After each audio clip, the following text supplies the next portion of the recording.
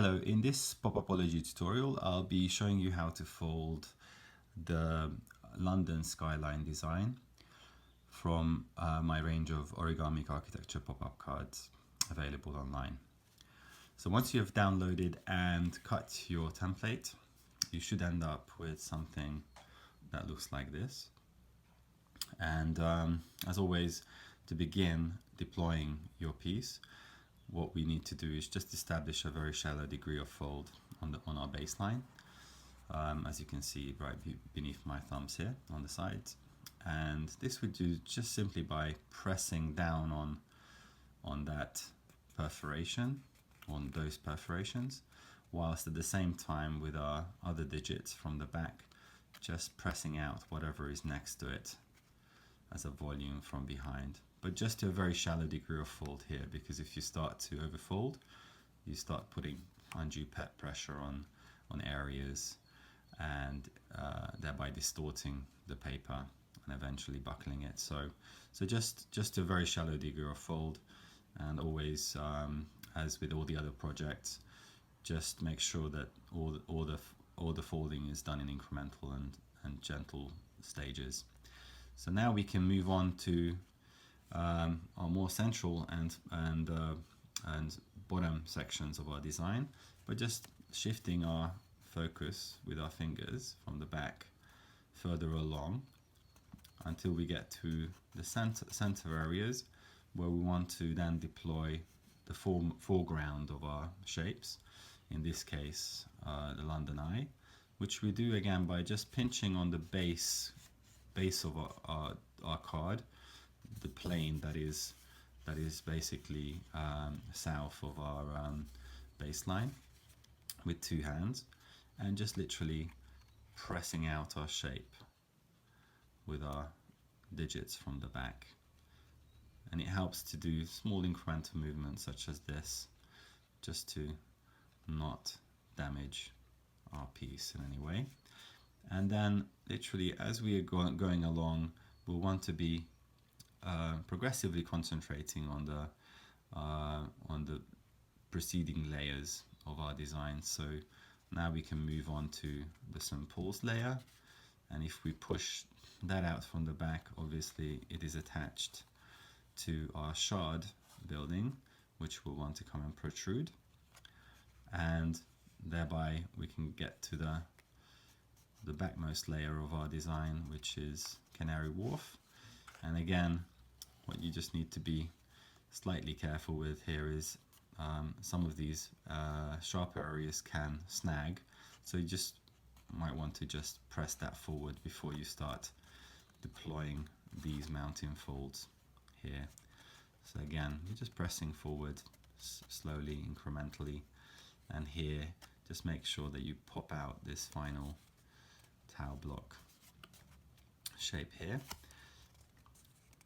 So a little firm movement is all that is required, and it does take a bit of practice, but you should get the hang of it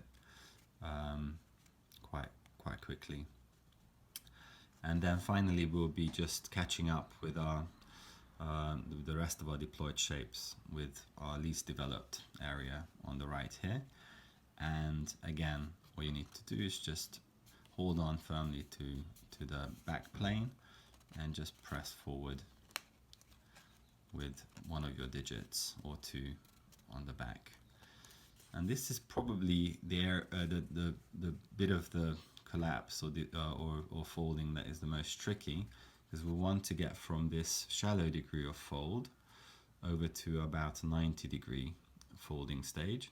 So what we need to do is, this area here is the trickiest, because what we want to do is really just pinch on these two planes without damaging any of these tabs all around it, and just help it kind of protrude by a combination of pinching from the front and pushing from behind. And literally, as you can see already, that's helped a lot in further developing our volumes. And then all we need to do really is to kind of go back to our whole design and start pressing along the entire back plane of our card forwards, and obviously once we start to deploy the shapes more fully, we'll see that the front starts lagging behind. So again, we can zoom in by just holding on to those planes with 2 fingers and literally bringing it forward like so. And again, you can kind of see the pinch, a very gentle pinch being deployed. And you can repeat this process on these mountain fold sections across the design, like so. Always, every time, just incrementally establishing the crease a little bit more, like so. It's quite a delicate process, but you just want to be kind of doing it in gentle and patient phases. And once you get to about 90-degree fold, as you can see from the side here, you can start to support. I'm left-handed, so you might want to do this in reverse, but with one hand, just support your 90-degree stage fold and start to zoom in from the front on certain sections by pinching again further. And each time, as you can see, if you support your card from the back across the entire plane, it will just want to collapse further and further forward, like so. And in fact, once you get to a certain stage, you'll feel that the paper is actually giving way. If in fact you feel any resistance, then just go back a stage and establish the creases further. But I can feel now that we're ready to collapse the piece. So you may go ahead then and literally just close your card like so. At this stage, it just helps to tap down on your design gently. You get quite a lot of layers on this design, so you will see it doubles up quite a lot. So just be careful when you just sort of smooth out these creases at the end, not to make too much of an impression. And once you've done that, you should end up with something that looks like this.